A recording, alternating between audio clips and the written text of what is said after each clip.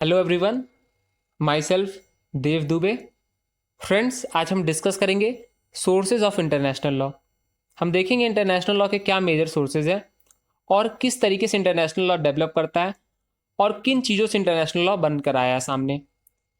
तो कोई भी लॉ जब डेवलप करता है तो उसके कुछ सोर्सेज होते हैं, कुछ इंपॉर्टेंट सोर्सेज होते हैं, जिनमें से इंटरनेशनल लॉ के इंपॉर्टेंट सोर्सेज है 6, टोटल 6। उसमें से पहला कस्टम है।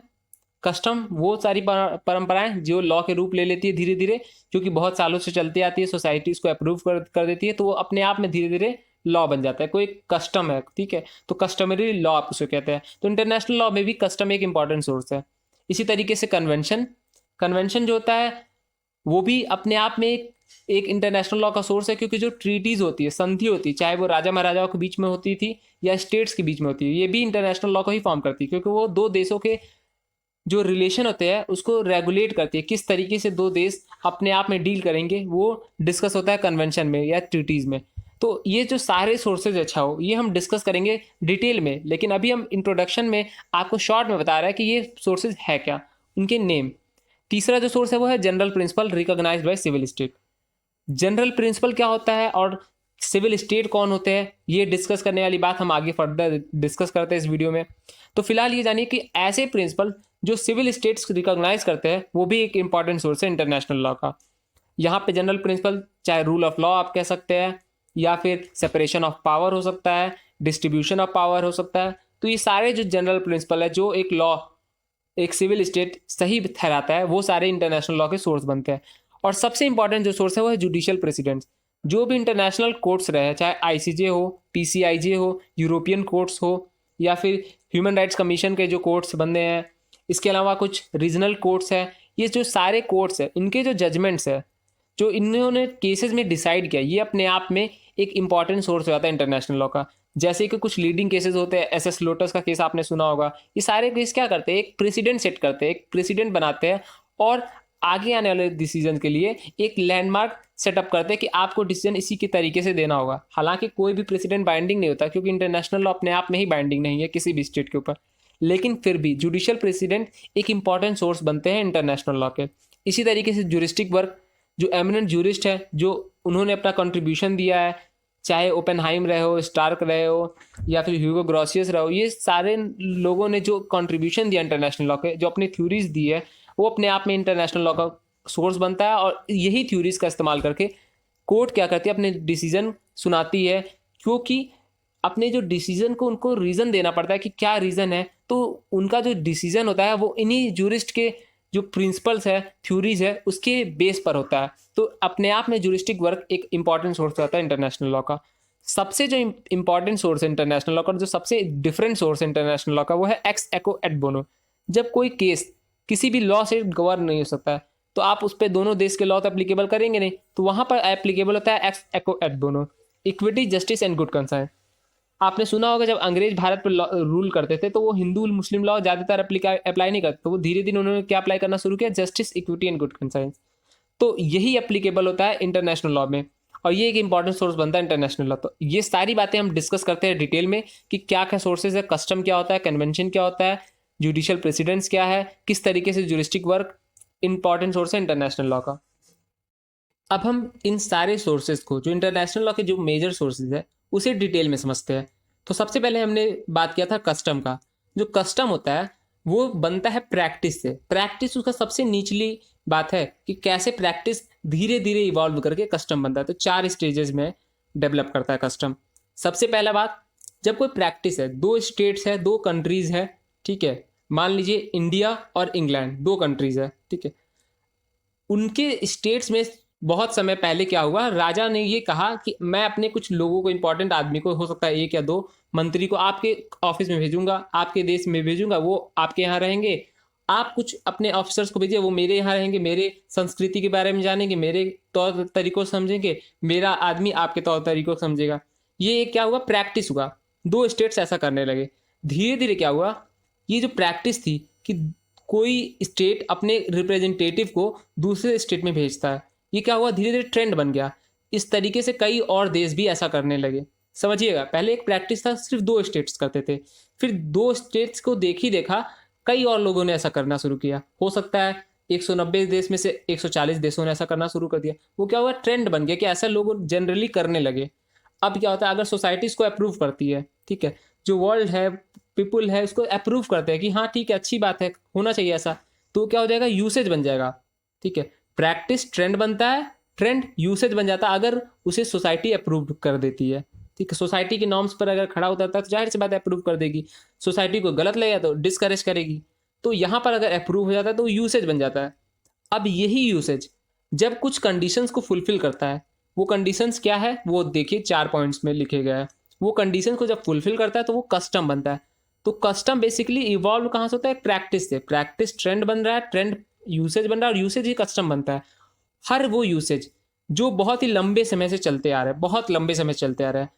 पहले तो कहा जाता था टाइम इमेमोरियल, ठीक है, लेकिन अब लंबा समय मतलब 25 साल भी हो सकता है, 100 साल भी हो सकता है। तो लंबे समय से अगर कोई कस्टम चले आ रहा है, रीजनेबल है, ठीक है, आपके लॉ ऑफ लैंड को फॉलो करता है, रीजनेबल है, एक सही कस्टम है, तो ऐसे कस्टम को जो रीजनेबल है, लंबे समय से चलते आ रहे हैं, और थ्रू आउट नेशन यूनिफॉर्म है, मतलब ऐसा नहीं है कि इस पर्टिकुलर इलाके में है, एक पर्टिकुलर रीजन में ऐसा कस्टम है, वो पूरी तरीके से उस पूरे इंटायर कम्युनिटी में यूनिफॉर्म अगर कस्टम है, ठीक है, उस पूरे देशों में, अगर आप इंटरनेशनल लॉ के परस्पेक्टिव से देख रहे हैं, तो अगर वो यूनिफॉर्म है, तो अगर अकॉर्डिंग टू लॉ है, तो आप इसे यूसेज को कस्टम मान सकते हैं। यानी 4 कंडीशंस यहाँ दी है, लॉन्ग लंबे समय के लिए होना चाहिए, रीजनेबल होना चाहिए, अकॉर्डिंग टू लॉ होना चाहिए, और यूनिफॉर्म होना चाहिए। ठीक है, अगर ये चारों कंडीशन फुलफिल हो जाती है तो हर यूसेज कस्टम बन सकता है। तो यहाँ पे हमने कस्टम में ये देखा कि प्रैक्टिस ही धीरे ट्रेंड बन के यूसेज बनता है, और यूसेज ही कस्टम बन जाता है। तो इंटरनेशनल लॉ में कुछ ऐसे कस्टम्स थे, जैसे मैंने आपको एग्जांपल दिया था डिप्लोमेट्स का, कि किस तरीके से धीरे धीरे एक प्रैक्टिस कस्टम बन गई, और आज हर एक जो स्टेट है वो अपने एम्बेसडर्स को दूसरे स्टेट में भेजता है। तो ये कस्टम से क्या हो गया, एक कस्टम एक इंटरनेशनल लॉ का पार्ट बन गया। तो ये भी एक सोर्स है इंटरनेशनल लॉ का। दूसरा, कन्वेंशनल लॉ। कन्वेंशनल लॉ को आप समझ सकते हैं ट्रीटी के रूप में, कि जो ट्रीटीज होती थी, जो संधि होती थी, पहले राजा महाराजाओं के बीच में संधि होती थी, उसके बाद जब राज्य सामने आए, स्टेट्स बने, तो स्टेट्स के बीच में संधि होनी शुरू हुई। तो ये संधि थी, जो एग्रीमेंट्स थे, जो कॉन्ट्रैक्ट थे, ये भी अपने आप में क्या हुए, एक इंपॉर्टेंट सोर्स बने इंटरनेशनल लॉ को। इसने भी धीरे धीरे इंटरनेशनल लॉ को डेवलप करना शुरू किया, क्योंकि जब संधि होती थी तो दोनों जो स्टेट्स होते थे, दोनों जो राज्य होते थे, वो संधि से बन जाते थे, और वो उसी संधि के अकॉर्डिंग काम करते थे। तो ये जो ट्रीटीज थी, कन्वेंशन थे, बहुत बड़े बड़े ट्रीटीज हुए हैं, कन्वेंशन हुआ है, ये सारे क्या हुए, इंपॉर्टेंट सोर्स बने, बहुत ही मेजर सोर्स बने इंटरनेशनल लॉ के। और साथ ही साथ जो ट्रीटीज होती है, जो कन्वेंशन होते हैं, वो 2 तरह के होते हैं। एक जनरल ट्रीटीज, जनरल कन्वेंशन, जो सिर्फ हर स्टेट्स पे लागू होते हैं, और एक स्पेसिफिक जो सिर्फ उन 2 स्टेट्स पे लागू होते हैं जो उस ट्रीटी को साइन कर रहे हैं। तो स्पेसिफिक मतलब किसी एक स्पेसिफिक पर्पस के लिए, जनरल मतलब जो हर स्टेट है, लगभग सारे स्टेट है, उसको रिकॉग्नाइज कर रहे हैं। ठीक है, जैसे आप देखते हैं आज जितनी भी इंटरनेशनल लॉ है, मेजर यही ट्रीटी के थ्रू, कन्वेंशन के थ्रू बना, चाहे वो इन्वायरमेंट के रिगार्डिंग हो, क्लाइमेट चेंज पर हो, ये सब क्या है, संधि हुई है, देश उस पर एग्री करते हैं। न्यूक्लियर का जो एस्पेक्ट है वो भी एग्रीमेंट है, क्या कन्वेंशन है। तो आप कह सकते हैं ये बहुत ही इंपॉर्टेंट सोर्स है इंटरनेशनल लॉ का, और मेजॉरिटी ऑफ जो इंटरनेशनल लॉ आपको मिलेंगे वो इन्हीं संधियों के बेसिस पे मिलेंगे, चाहे वो मल्टीलैटरल ट्रीटीज हो, एक से ज़्यादा देशों के बीच में ट्रीटीज हुई हो, या फिर सिर्फ 2 देशों के बीच में ट्रीटी हो, बायलैटरल ट्रीटीज हो। ये सारे क्या है, इंपॉर्टेंट सोर्स है इंटरनेशनल लॉ के। फिर आता है general principle recognised by civil states. तो देखिए यहाँ पे 2 शब्द है, एक सिविल स्टेट। सिविल स्टेट्स किसको कहेंगे, ऐसे स्टेट्स जहां पर जो लॉ है वो पूरी तरह से डेवलप कर गया है, पीपुल में अवेयरनेस है कि इंटरनेशनल पर्सपेक्टिव में क्या होना चाहिए, और साथ ही साथ वो हर मैटर को समझते हैं, इंटरनेशनल पर्सपेक्टिव से हर चीज़ को समझते हैं, वो जानते हैं कि इंपॉर्टेंस क्या है इन्वायरमेंट का, उसके अलावा ह्यूमन राइट्स का क्या इंपॉर्टेंस। ये लोग जो स्टेट्स जानते हैं वो सिविल स्टेट्स कहलाएंगे। ठीक है, अब जैसे ट्राइबल एरियाज है, कुछ ऐसे आइलैंड्स है जहाँ पर ट्राइब्स रहते हैं, तो वहाँ पर वो सिविल स्टेट्स नहीं है, क्योंकि वहाँ पर जो पॉपुलेशन है वो अनअवेयर है जो वर्ल्ड में डेवलपमेंट्स हो रहा है उसको, उसके रिगार्डिंग। तो एक जो सिविल स्टेट है वो कुछ प्रिंसिपल को रिकॉग्नाइज करता है। कैसे प्रिंसिपल, जैसे कि रूल ऑफ लॉ। लगभग हर स्टेट जो है वो रूल ऑफ लॉ से चलता है, वहाँ पर लॉ ही सुप्रीम होता है, चाहे वो किंग मेड लॉ हो, पार्लियामेंट मेड लॉ हो, या फिर अदरवाइज जो भी लॉ है, डिवाइन लॉ ही क्यों ना हो। ठीक है, हो सकता है कोई देश है जो कुरान से चल रहा, हो सकता है कोई देश है वो किसी गीता से चल रहा हो सकता है कोई देश है वो बाइबल से चल रहा हो, या हो सकता है कोई देश है पार्लियामेंट के बनाए लॉ से चल रहा है, या फिर हो सकता है कोई डिक्टेटर हो, क्विंग हो, लॉ बना, लेकिन अल्टीमेटली वो गवर्न किस हो रहा है, वो लॉ से गवर्न होता है, वहाँ पे लॉ सुप्रीम होता है। तो ये इस तरह के जो प्रिंसिपल धीरे धीरे इवॉल्व हुए, इसे रिकॉग्नाइज किया सिविल स्टेट्स ने, कहा कि हाँ लॉ से ही गवर्न होना चाहिए। यहाँ तक कि जो हमारे हिंदू टेक्स्ट थे वो भी कहते थे कि राजा से ऊपर क्या है, कानून है, जो लॉ है, डिवाइन लॉ है जो, ठीक है। जो थ्योरीज आपने पढ़ी होंगी वो सारी बातें अलग हैं। इसके अलावा लॉ रिलेटिंग टू वॉर, जो युद्ध के नियम थे आज हो या फिर जो पहले थे, ये सारे क्या होते हैं, रिकॉग्नाइज किए गए एज ए जनरल प्रिंसिपल, हर स्टेट लगभग मानते हैं इन सारी चीज़ों को। नेचुरल जस्टिस का कॉन्सेप्ट मोर और लेस हर स्टेट्स में रिकॉग्नाइज्ड है। Human right, separation of power, ये जो सारे वेल एस्टैब्लिश्ड प्रिंसिपल्स है, वेल एस्टैब्लिश्ड प्रिंसिपल जो है जो स्टेट्स रिकॉग्नाइज करते हैं, ये भी एक इंपॉर्टेंट सोर्स होते हैं इंटरनेशनल लॉ के, ठीक है। इसके अलावा जूरिस्टिक प्रेसिडेंट्स, कोई भी लॉ जब बनता है तो उसका इंपॉर्टेंट सोर्स में एक आता है जजमेंट, जो कोर्ट, जो न्याय व्यवस्था जो जजमेंट देती है, जो डिसाइड करती है कई केसेस में, वो अपने आप में एक इंपॉर्टेंट सोर्स हो जाते हैं इंटरनेशनल लॉ के। इंटरनेशनल लॉ की पर्सपेक्टिव से बात करें तो international court of justice ICJ और उससे पहले उसका पीसीआईजे, ये दोनों जो थे, इनके जो जजमेंट दिए गए, इनके जो केस लॉज है, ये अपने आप में इंटरनेशनल लॉ के एक इंपॉर्टेंट सोर्स है। इसके अलावा जो इंटरनेशनल ट्रिब्यूनल्स है, यूरोपियन कोर्ट्स है, कुछ डोमेस्टिक लोकल रीजनल कोर्ट्स है, ये सारे के जो जजमेंट्स है, जो डिसीजंस है, वो अपने आप में इंटरनेशनल लॉ के एक सोर्स है और प्रेसिडेंट्स है, ठीक है। और ये बाइंडिंग भी होते हैं कुछ हद तक। हालांकि कोई भी स्टेट इंटरनेशनल लॉ से पूरी तरीके से बाउंड नहीं होता, लेकिन आप कह सकते हैं कि जुरिस्टिक जो प्रेसिडेंट्स है वो अपने आप में एक सोर्स है और इसके अकॉर्डिंग ही जजमेंट फर्दर दिए जाते हैं। इंटरनेशनल लॉ इन प्रेसिडेंट से भी गवर्न हुआ है, डेवलप हुआ है।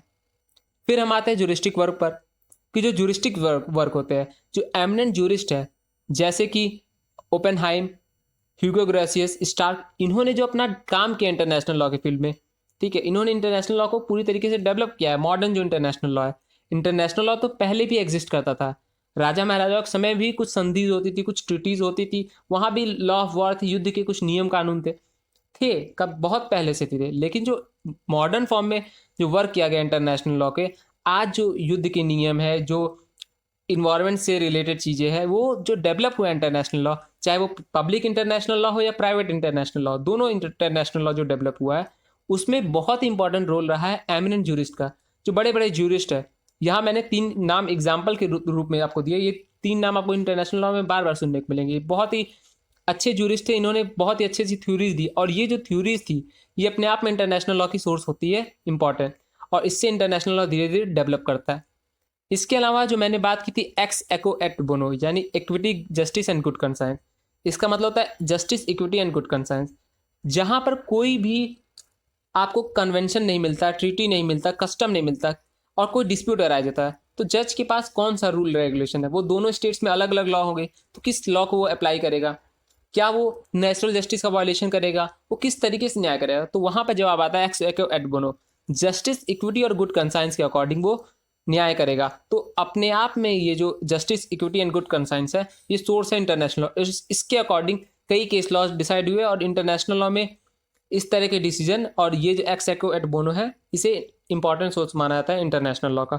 आईसीजे इनफैक्ट 38 में ये सारे सोर्सेज को पॉइंट आउट करता है कि ये जो 5 सोर्सेज है प्लस ये एक्स एक्ट बोनो, इसके सब क्लॉज 2 में दिए गए हैं कि ये इंपॉर्टेंट सोर्सेज हैं इंटरनेशनल लॉ के।